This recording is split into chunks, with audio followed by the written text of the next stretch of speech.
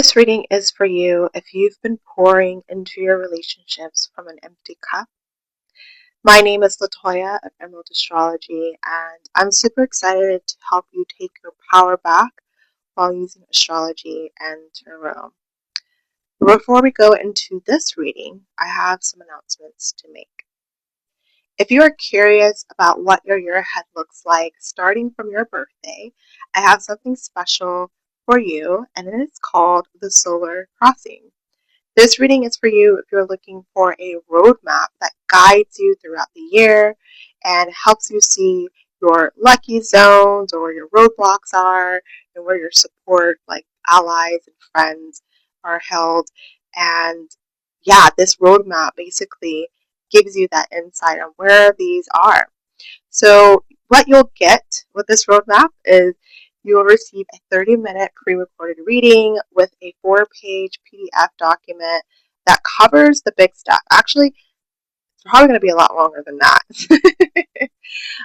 So it could be like a 13-page, honestly, PDF that gives you the big stuff that you should look out for throughout the year, and just help you understand where your roadblocks are, your lucky zones, your allies, your friends that can support you along your year, and also with your intention for your year in mind. So if you're looking for something like that, make sure you get your solar crossing reading. Click the link in the description or where you find your links. So my next announcement is my upcoming markets that you should save the date for if you're looking for a quick in-person reading with me. So the first one is going to be at Palmer Event Center. So I'm going to be at Austin Witch Fest on Saturday, April 4th. So this Saturday, if you're listening to this reading on the day I posted this, so March 31st. That's on April 4th from 10 to 7 p.m. That's Austin Witch Fest. And then on Sunday, April 5th, I'll be at Yarrow on Stage with the Austin Witches Market from 2 to 6. And then on April 12th, that's a Sunday, I'll be at Radio East Austin with the Austin Witches Market from 11 to 4 p.m. And lastly, on Friday, April 17th, I'll be at Buzzmill with Austin Mystical Market from 6 to 11 p.m. So if you're looking to get an in-person reading, those are the places that you can find me. So save the date for that. All right, so let's dig into this reading. So this reading basically covers how to break the cycle of codependency. So if you're finding yourself, especially if you just discover this word and you're like, oh crap, I do have a lot of codependent tendencies in my relationship, this is perfect for you. Coming from a person that is still recovering from codependency, please don't feel bad. This is a journey, and you'll uncover more and more layers as time goes along of where the codependency shows up.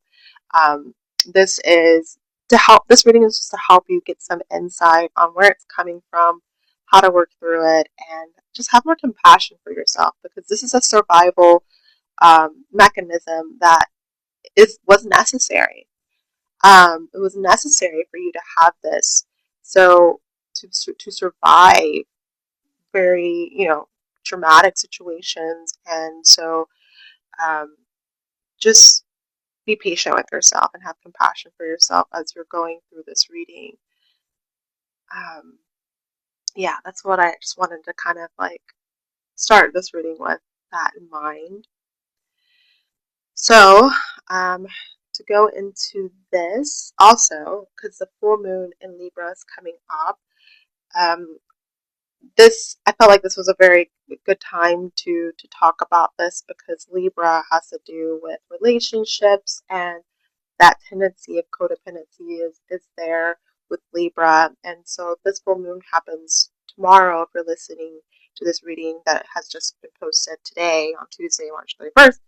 On tomorrow, Wednesday, April 1st, the full moon in Libra perfects. So that's just something to be aware of. Alrighty, so The first card here talks about the root of the pattern that we have here. So where is there this origin of the codependency cycle began? Where did this dynamic start at first? How did it take hold on you and your life? So we have Ace of Cups in reverse. So it seems like we come from a family, or the people that are around you modeled relationships to you, that has this kind of tendency of pouring from an empty cup.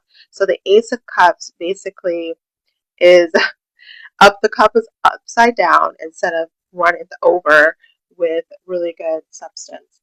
So in this card here, there's two people singing and pouring, it looks like a wine into a cup, but so if it was upright, they will be kind of just, enjoying themselves, having fun, being silly. But with it being in reverse, it's like they're falling to the ground. The cup is falling to the ground. Everything is spilled. So it's just kind of like you're coming from this origin, or this root from, people that modeled relationships to you, that, you just give, you give, you give, you give, you give. And this is kind of where you can have compassion for yourself, because this is what you were modeled. This is what you've been conditioned to do. And now that you realize and you're listening to this reading, hey, this is not healthy. This is not conducive. This is not sustainable. So now, yeah, congratulations. You see that you've been dealing with this, and it's just kind of a core part of you, but it is not you. So this is a root pattern here. And yeah, we're just used to giving and giving and giving. And the second card here is the emotional need beneath it. So why is that there? What unmet need is driving this behavior? So here we have Four of Cups. Oh, Six of Cups, I'm sorry. Six of Cups. And so this card has a well in the center.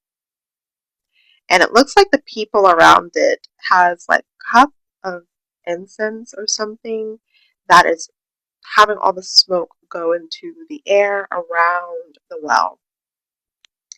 And so I see, it's kind of funny, I don't know, this is funny to saying out loud, but this unmet need that is driving this behavior can be just this feeling of needing to be, the first word that comes to mind is worshipped.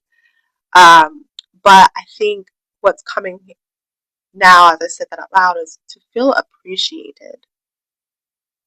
Like we're wanting to feel seen and appreciated.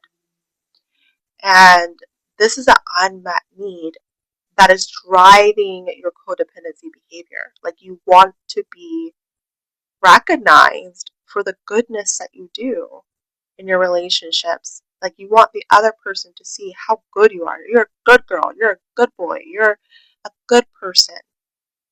And only if I do this thing, continue to pour out of my cup, they'll see how good I am. They'll see I'm amazing. I'm great. I'm perfect. I'm worthy. I'm worthy of being worshipped. I'm worthy of being seen. I'm worthy of being appreciated, being loved. And so this is this unmet need is that. It's a very emotional one. And it makes sense, everyone wants to feel appreciated. Everyone wants to feel seen. Especially you. You've been doing the work. And so this is quite painful. But underneath this is you've been outsourcing this, this need to be fulfilled through others. You've been outsourcing this need to others to do for you. And first, you have to do it for yourself. And so for me, what that looks like, because I'm, again, a recovering codependent person, how that looks for me is that I am really starting to just reinforce my spiritual practice, which is in alignment with the menstrual cycle. And so naturally that gives me a window for rest, a window of telling myself it's okay to not do everything for everyone. To be like, nope, I'm blocking my calendar. I'm not going anywhere. I'm not trying to show up for so and so. And while doing that, depleting me. Like during this time, my inner fall and then inner winter, I'm just saying no to literally everything. So that's kind of how that's showing up for me, because I know when I do that, that's when I literally feel the most happiest, creative, energetic that I've ever been. So, but it's just like discipline of being like, nope, I'm not outsourcing, people to make me happy because they can't do it right. They can't do it. They just can't do it. It's not their job, honestly. And so that's an example of how it can be done. That's how I do it, at least, is like really enforcing my spiritual practice and not making myself do more to appear like a good girl. Like that's so old now. I really do feel like I'm like moving into my crone phase. So how do you lose yourself? In what ways do you abandon or betray yourself in relationships? So we got 5 of Cups here. So yeah, we abandon ourselves when we get stuck in the grief cycle. We get stuck in the grief. So the part where we feel sorry for ourselves, because there's like multiple phases in the grief cycle, right? But here in this person, it's like a king. He's crying. His head is in his hands, covering his eyes. There's a snake wrapped around his neck. He's crying. So he feels restricted. He feels constricted. He feels like a lot of pressure. And his cups are falling over. Uh, 2 of them have, at least. And he's just really upset. He's very upset. And so this is an example of, maybe we're very upset that things are not going accordingly to what has been planned, to what we wanted to happen for us. And so we're very upset and we keep getting stuck here. This is where we lose ourselves. We get upset that things didn't work out the way we planned. I gave myself, I did this, I did that. I'm the good girl, I'm the good boy, I'm the good employee, I'm the good blah, blah, blah. And I didn't get reciprocated. I didn't get what I expected from this. I didn't get the raise. I didn't get the hug, the support, the smile, the whatever it might be. And there you get stuck and you start to lose yourself. So these are the ways that we betray and abandon ourselves in relationships. It's because we are expected to be reciprocated in a particular way. And it's not happening. And so then you start to shrink.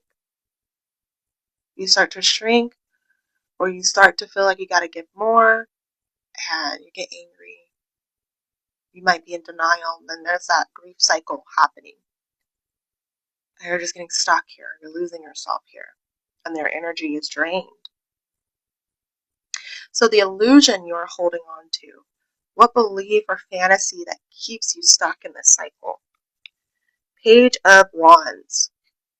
You think that if you start over again, if you learn something new, if you be a little bit more cunning or witty or smart about it, you'll get that new back. It's kind of like you're driving yourself insane because you're doing the same thing, think you're being slick, and it ain't working. It's just not working. So you're draining your well, your emotional well, and you're stuck in the cycle of, you get the smile maybe, so your cup fills up a little bit, and so then you do something else, and then you overgive, and then there it goes, your cup is empty again. Your well is empty again.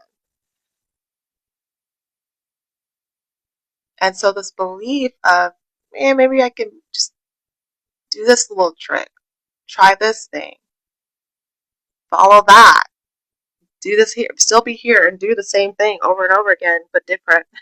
It looks different, but the root of it, it's still the same. We're looking for validation. We're looking for confirmation. We're looking for, hey, you did good. You're a good person. You're a good partner. You're a good lover. You're a good employee. But you feel empty. You still feel empty.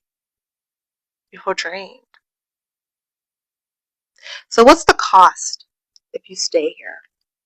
If you continue to do this cycle, what's the cost here? So we have 8 of Wands. So let me sit with this here. Because looks like an eagle. Or maybe it's a hawk. Looks like a hawk. There's a hawk. And the wands is growing out, like through its body and out of its abdomen area. And he's looking to the side. He's not paying attention to the wands. So, oh man, it feels very like parasitic. That's what I'm getting from this card. Parasitic. It feels like there's like a fungus, like a mycelium web building itself that is not supportive for your well-being, and you're not paying attention to it, and it's just growing through you from the inside out. And the cost of you staying here, basically from this card, what it's saying is that you are being eaten from the inside out, and you will feel less and less like yourself. You will feel disempowered, small, and ineffective in whatever you're trying to do. Everything, not just in the relationship, it spreads into every aspect of your life. And that's the cost. That's what it costs you. It costs literally you if you continue. So if you reclaim your power, what boundary, truth, or action can help you break this pattern? King of Swords. Woo! You have to come out with this plan of how you are going to do differently, behave differently. You need to be extra clear on what you need and what you want. So that need that is not being met is wanting to feel seen. Okay, you need to start seeing yourself more, putting your eyes inward, see yourself and where you are and where you want to be, and put that energy there. And whoever wants to come with you can, but we've got to put our energy there and be very clear in our communication that, hey, I'm not going to be your doormat. I'm not going to be your maid. I'm not going to be your free therapist. I'm not going to be your free reader. I'm not going to be this person that's waiting for you to show up on a call and you just don't show up. I'm not going to be always available for that person, for that situation, for people to call you in, let's say at work, where you're like always the person that they can call in and you're missing out on your creative pursuits. You're just not going to be there. You're going to be very clear about what your boundaries are and what you need, and being okay with where the cards fall. Because at least you're being authentic. You're being real. And when you're authentic, you're being real, ding, ding, ding, you're living in alignment with your sun, and you gain vitality, energy, confidence, and sureness within yourself. And that's a good place to be. So the path to emotional sovereignty, King of Cups in reverse. I just love these cards. They're so good. So what does healing or integration looks like when moving forward? Really doing your best to figure out what does emotional stability look like for you and what helps you get there. I know for me, like I mentioned before, to be real, my spiritual practice is living in alignment with my menstrual cycle. So I literally plan my meetings around that, plan my readings around that, plan my days around that, activities that I do, because that is one of the best ways that I've noticed it helps me get emotionally stable and regulates me the best. And I know that works because I've done it before. It's just I have to be very disciplined with it. And so that's what the King of Cups in reverse asks you to do is question what will help you gain emotional stability and how can you be disciplined in doing that. And I think with the King of Swords being next to the King of Cups is it creates that boundary, that protection so that you can do that. But you got to be the King of Swords first before you can tap into that King of Cups. You got to declare what the plan is, what you're doing here, and then find that emotional stability. Do the things that help you gain that emotional stability so that no one can rock you, no one can take from you, no one can be a parasite onto you, and you can truly be healthy in relationship with others. So recovering from codependency doesn't mean loving others less. It's about choosing and loving yourself more so that you can be a more present, loving partner. Thank you so much for listening to this reading. Again, if you are looking for a roadmap for your year ahead, get your solar crossing reading with the link in the bio or the description or wherever you find your links.